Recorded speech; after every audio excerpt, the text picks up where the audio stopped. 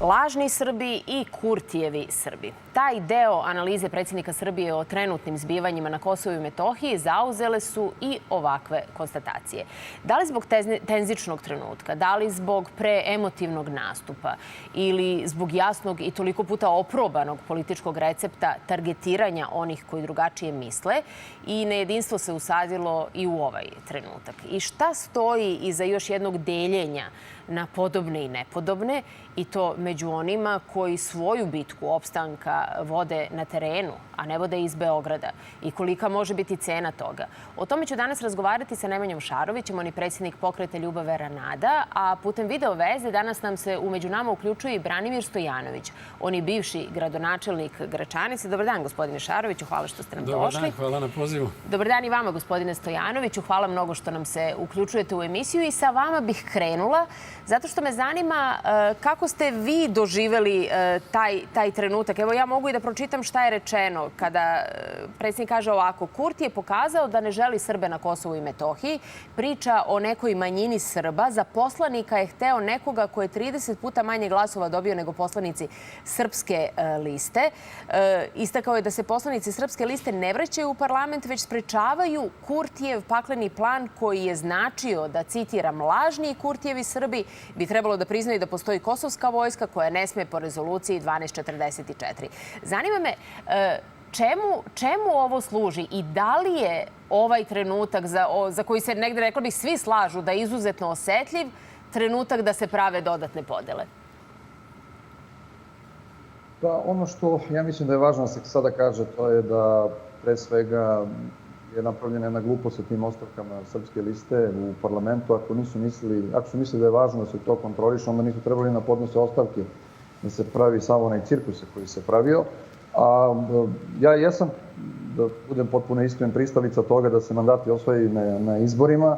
Ako je Srpska lista osvojila tih 10 mandata, trebalo je da ih čuva, a ne da zarad potrebe neke jednokratne kampanje se podnose ostavke, pa da onda se brže bolje ljudi vraćaju u taj parlament, štiteći kao nešto. Sada imamo tu razne konstrukcije, nije to prvi put da slušamo te šta bi bilo, kad bi bilo.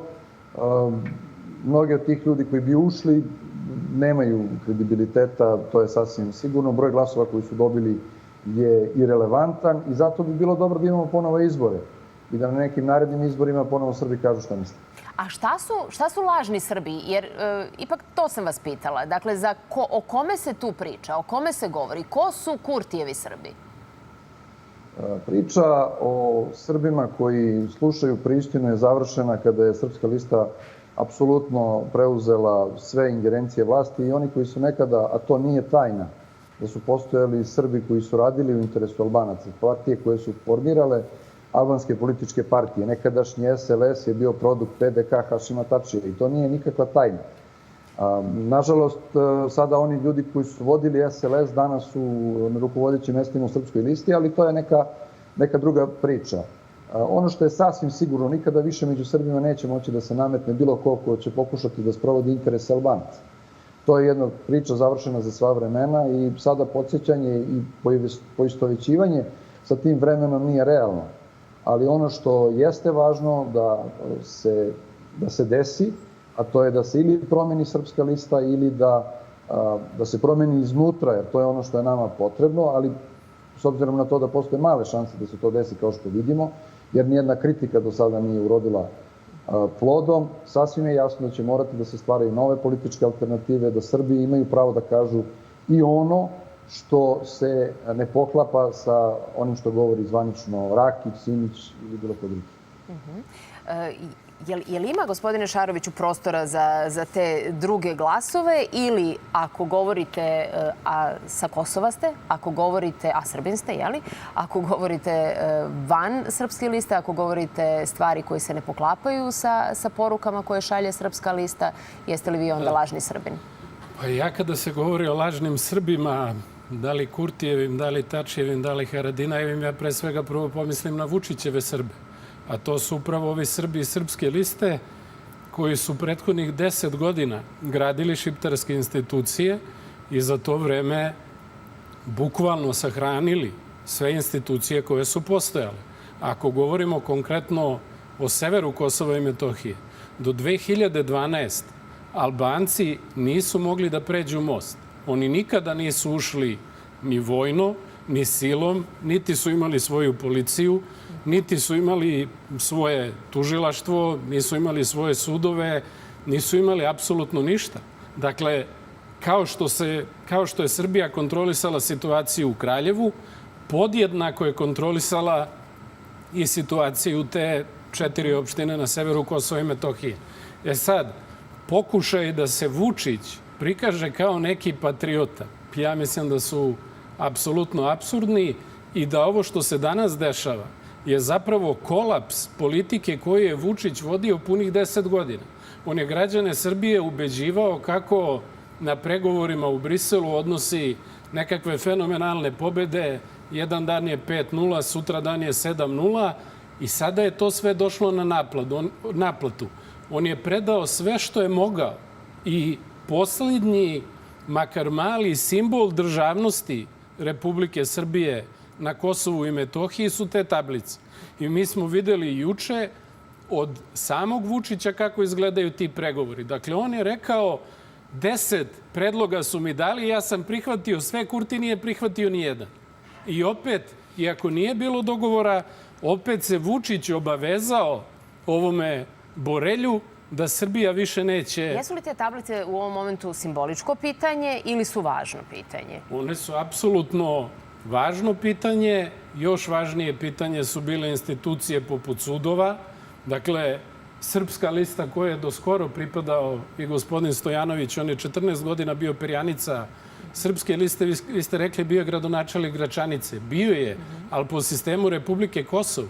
On je bio i zamenik Ise Mustafe, premijera Republike Kosovo. Položio je zakletvu kao što su položili i ovi predstavnici Srpske liste. To je sad malo odjeknulo u javnosti. Ali i u prethodnim sazivima i oni koji su bili pre ovih poslanika su polagali tu zakletvu i ovi koji su bili u vladi, Goran Rakić je položio zakletvu u kojoj se zaklinje... Kao članovi bilo koje skupštine, bilo gde na svetu. I bilo koje skupštine i bilo koje vlade. Sad, dakle, nas je neka neprijatna istina onako poput brzog voza udarilo u čelo sad kad smo kao za to saznali. Dakle, to je izdaja srpskih nacionalnih interesa koja traje. Ne može se to nikako, nije to sad neko omalovažavanje. Mi imamo rezultate. Rezultat je da Srbija više praktično nema nikakve institucije. A zašto mislite da ljudi za to nisu znali? Zato što su mediji u Srbiji na tako niskom nivou i sloboda govora i sloboda mišljenja do 90% ljudi u Srbiji dolazi isključivo ono što Aleksandar Vučić kaže. I to su ljudi koji gledaju televizije sa nacionalnom frekvencijom. I on je rekao ja ću njih da lažem i mažem svakodnevno, da im pričam kako je meni teško, kako sam ja heroj, kako se ja tamo borim. I oni će misliti to, jer ljudi odlučuju na osnovu informacija koje imaju. Vas da neko zatvori u kutiju i da ne znate ništa osim onoga što vam on kaže, dakle, ili u neki podrum, pa šta biste vi drugo mislili? Aleksandar Vučić je kidnapovao čitavu Srbiju. Dakle, ajde da se zadržimo samo osim na ovome malog što se broja dešava ljudi koji prati društvene mreže ili po neku emisiju gde može da gostuje neko ko će reći nešto drugo, pa nema šta drugo da misli osim one zvanične verzije. Gospodine Stojanoviću, vi ste bili na meti optužbi iz Srpske liste da delite srpski narod na Kosovu. Je li moguće na Kosovu imati drugačije mišljenje? Je li moguće kao Srbin funkcionisati, raditi, politički biti aktivan ako niste deo Srpske liste? Pre svega da iskomentarišem ovo što je govorio bar jedan deo, gospodin Sarović, a tiče se onoga da li treba ili ne treba učestvovati ovde na izborima i da li treba ili ne treba učestvovati u institucijama. Postojali su neki koji su 2008. pozivali ovde ljude na bojkot, pa su ovde ljudi napuštali policiju i onda oni svi koji su se osjećali i jesu bili i danas jesu lojalni srpskoj državi napuste policiju, jedan manji broj ostane. I onda lepo Albanci mogu samostalno da proberu one koji će im biti lojalni, koji napreduju, koji dobijaju činove, a onda iz Beograda neko kaže ajde sada lepo da se ponovo vratite u institucije i sada ti ljudi koji su poslušali tu i takvu instrukciju su proganjani i na nekim najgorim radnim mestima. Ono što je isto važno, ali ja znam da oni koji ovde ne žive to ne razumeju, a to je da je važno da se određeni mehanizmi u opštini i u samoj Skupštini u Prištini kontrolišu od Srba koji nisu ništa dužni Albancima. Ja znam da to ne razumeju oni koji bi da samo pričaju patriotske priče, to je mnogo lepše, to je mnogo pitkije za srpsku javnost. Znate, ovde je nama sagrađeno 3 naselja, ogromna naselja, sa preko 500 i 600 kuća u kojima su naseljeni Albanci pre nego što sam ja postao predsjednik opštine. Kada sam postao predsjednik opštine, nakon toga više nije sagrađeno ni jedno.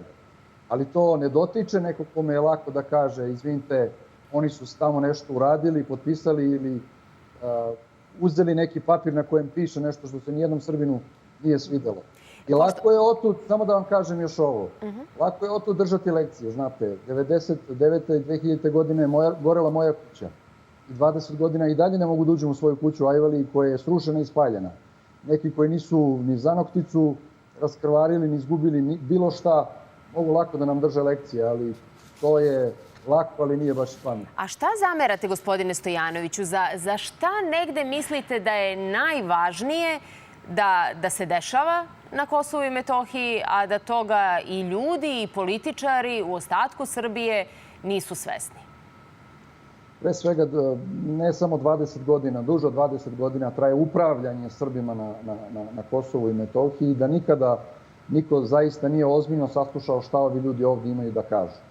Iz sistema vladavina Srbima na Kosovu po sistemu postojanja nekih isturenih odeljenja u kojim postoje ljudi koji samo slušaju, mora konačno da se završi. Jer mnogo problema i politički imamo zbog toga što su Srbima u najvećim delom uskraćena ta politička prava da govore, da iznose svoje mišljenje i da kreiraju neku svoju lokalnu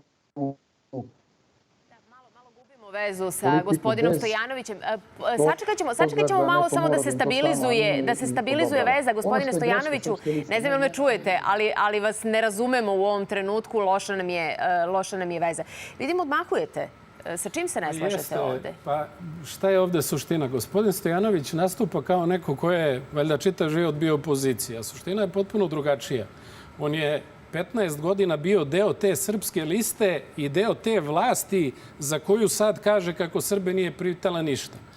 On kaže treba učestvovati u institucijama da bi se nešto uradilo za narod. Evo, gospodin Stojanović je bio zamjenik predsjednika vlade Republike Kosovo, lažne republike. U njegovo vreme je doneta odluka o izmeni Ustava Kosova kojom su formirane oružane snage Kosova, što je suprotno apsolutno bilo svemu, nisu uradili ništa. Evo, ja da vam kažem jednu stvar. Goran Rakić, koji je sad zamjenik u ovom trenutku Aljbina Kurtija, pre nego što su podneli ostavke, godinu i nešto dana nije bio ni na jednoj sednici vlade. Ona te sednice ne ide. Poslanici srpske liste ne idu na sednice Skupštine Kosova. Oni kažu tehnički verifikovali mandate. Po njihovim propisima, ako ne dođete duže od 6 meseci ni na jednu sednicu, gubite mandat. I ovi prethodni koji su bili, pojave se jednom u 6 meseci, da se ubeleže tamo, okrene se i odu. Oni ništa za srpski narod nisu uradili. Oni su dali legitimitet tim nelegalnim institucijama, sada izašli i kukaju. Dakle, treba da se preuzme odgovornost, a ne da se priča ja sam krvario, moje ovo i moje ono. Mislim da imamo gospodina Stojanovića. Volela bih da odgovorite na ovo što gospodin Šarović kaže. Evo samo, pošto nam je sada bolja veza, pa ćemo nastaviti iz studija. Nismo čuli o politici Aleksandra Vučića. Nastavit ćemo. Kažite. Samo mi dajte priliku. Prvo, nije tačno da je promenjeno Ustav. Gospodin Šarović ne zna. Sve što je urađeno u tom vremenu što se tiče kosovskih bezbednosnih snaga nije u skladu niti sa Ustavom, niti sa bilo kojim zakonom koji ovde postoji. Upravo zato što su postojali ti srpski poslanici nije došlo do promene Ustava, ali šta da vam kažem, kad ljudi ne znaju onda mogu da pričaju šta god hoće. Drugo, šta smo mi uradili? Gospodine Šaroviću, kada dođete u Gračanicu pa se slikate pored spomenika Miloša Obilića, tamo u centru Gračanice, ispred manastira, znajte, to smo mi uradili. 2014. godine smo mi postavili taj spomenik. Kada se slikate pored spomenika kralju Milutinu u Gračanici, znajte, to smo mi postavili spomenik. Pa mi ti koji smo tad vršili vlast. Srpska napredna stranka i Srpska lista, pa recite to je suština. Tako, u tom vremenu. Pa tako je, ja sam bio deo te političke strukture i mi smo to uradili. To što je Srpska lista sada pretvorena više... Znači, dobra je politika Srpske napredne stranke, to želite da kažete. Vi Ja mogu da stojite i odgovoram... dalje uz tu politiku i jedini je problem što nije pričam o ostvario vremenu svoje u kojem sam političke ambicije vratio ono i što su stavili Ljiljanu Šubarević za predsednika opštine Gračanica umesto njega. Do tog trenutka je sve bilo u redu. Pustite te priče. Ne znate, gospodine Šaroviću, nemojte da pričate kad ne znate. A šta po vama ne zna gospodin Šarović? Na šta mislite? Znao mnogo više nego što misli. Čekajte, samo da pustite da čujemo, ne možemo ovako paralelno, ne razume se. Šta je problem? Šta je problem? Problem u Srpskoj listi je što ona više nema unutar sebe nikakav demokratski kapacitet niti proceduru za bilo šta. Mi koji smo tu organizaciju pravili vrlo dobro znamo da je nekada unutar nje to postojalo i da kao takva neće moći da uradi ono što je Srbima ovde potrebno. I nikada nije postojalo jednoumlje kako postoji sada. I ono što je isto vrlo važno, danas se Srbi južno od Ibra i njeni politički predstavnici ne oglašavaju. O Srbima južno od Ibra se ne priča. Upravo zato sam ja, gospodine Šaroviću, danas opozicija, zato što danas Srpska lista ne radi ono što je radilo u vremenu kad sam bio njen deo. A to je da govori o svima podjednako, da se za sve bori. A ne da se influira i da se pravi... Hvala gospodine Stojanoviću. A gospodine Šaroviću, je li sposobna srpska zajednica na Kosovu da deluje sama? Bila bi sposobna da da pre svega svoje predstavnike kada bi tamo bili fer i pošteni izbori. Ako se izbori u centralnoj Srbiji održavaju bez ikakve medijske ravnopravnosti u situaciji gde jedna, a ne mogu reći čak ni stranka, oni nisu stranka, to je više kriminalna organizacija, kontroliše sve, koja potroši 95% novca u kampanji. Na teritoriji Kosova i Metohije još gore. Priča gospodin Stojanović sad o tome kako sad niko ne pita. Nije pitao ni ranije. Dakle, ko je njega izabrao i gde da bude predstavnik Srba južno od Ibra na briselskim na pregovorima u Briselu? Niko, apsolutno niko. Srbe dole niko ništa ne pita. I jedino što je, da kažem možda rečeno, s čime bi se složio, je to da su gurnuti potpuno u drugi plan Srbi južno od Ibra. Ajde da vidimo koje oni tablice imaju. Imaju tablice Republike Kosovo. Zašto? Zato što se Aleksandar Vučić sa time složio. Zato što je 2016. postignut sporazum da 5 godina budu te prelazne KS tablice. Prošle godine, 2021. to je isteklo. I ćutao je tada i Aleksandar Vučić, ćutala je tada i Srpska lista, ćutao je tada i gospodin Stojanović, svi su ćutali. A sad je, Bože moj, problem, pa kažu, evo, odreći ćemo se srpskih tablica, mogu i KS. Koliko? Godinu dana? 6 meseci dok ne istekne... Ili dok ne isteknu tablice. Dok ne isteknu tablice, to je pristajanje na tiho odumiranje države. To je ono što kažu kuvanje žabe. Kad ubacite žabu u vrelu vodu, ona doživi šok i iskoči napolje. Vučić je žabu stavio u hladnu vodu i polako je kuva kako se povećava temperatura, žaba ne shvata šta se dešava. Dobro, tako i ova izdaja traje 10 godina. Da, jel vi mislite, gospodine Stojanoviću, da se zadržimo samo za kraj na ovom pitanju tablica, da je to rešenje, da ako se ne izdaju nove i ne produžavaju stare, da će prosto na taj način isteći sve stare tablice i da će problem... I da kaže ko je odgovoran za ovo stanje, samo ako može. Da, ali morat ćemo da završavamo. Da kažem, pitanje tablice moralo i moglo da bude rešeno verovatno mnogo ranije i mnogo povoljnije po Srbe, da smo verovatno imali neke malo bolje okolnosti i da taj način pregovaranja u kojem uvek imate 2:1 i da ste sami, znate, vrlo je lako. Ja imam mnogo toga što se ne slažem niti sa vrhom Srpske liste, niti sa vrhom Srpske napredne stranke, ali onaj deo koji sam učestvovao i koji sam video koliko je teška pozicija države Srbije, upravo zato neću da u ovom trenutku budem neko ko će dodatno skakati po kičmi državi Srbiji. I to bi bilo neozbiljno i neodgovorno. Ali ono što hvala vam što ste nam se uključili danas. Dugoročno, to je da nastavimo da se borimo da ovde preživimo. Hvala vam mnogo što ste bili danas naš gost. Hvala mnogo i vama što ste bili među nama.